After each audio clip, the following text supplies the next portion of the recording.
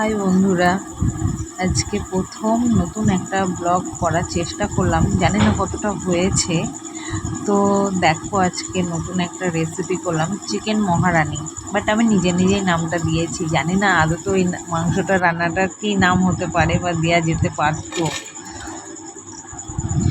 আমার বান্ধবী অনেক দিন ধরেই বলে, তুই ভালো রান্না করিস, কেন তুই ভিডিও করিস না বা ভিডিও দিস না।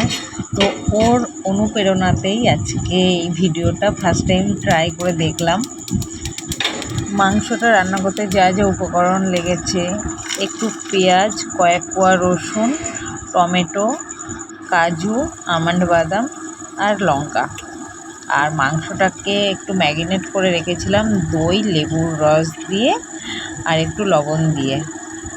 তেলের ওপরে মশলাটা দিয়ে তারপরে চিকেনটা দিয়ে দেওয়া হলো, তারপরে একটু কষিয়ে নিয়ে ভাজা মশলাটা দেওয়া হলো। রান্নাটা করে তারপরে কষিয়ে কোনোরকম ভালো করে কষানো হলো। রান্নাতে কিন্তু আমি জল দিইনি, জলের বদলে এখানে নামানোর আগে দেওয়া যেতে পারতো, বাট আজকে আমার বাড়িতে ছিল না, সেটা দিয়েছি, ওটাকে স্কিপ করে গিয়েছি।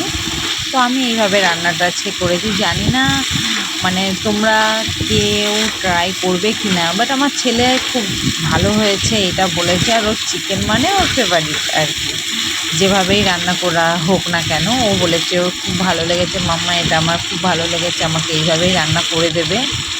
তো আজকের ব্লগটা এই পর্যন্তই। যদি রান্নাটা ভালো লাগে লাইক করো, কমেন্ট করো, শেয়ার করো। আর এরকম রান্নার ভিডিও দেখার জন্য আমার পাশে থাকতে হবে।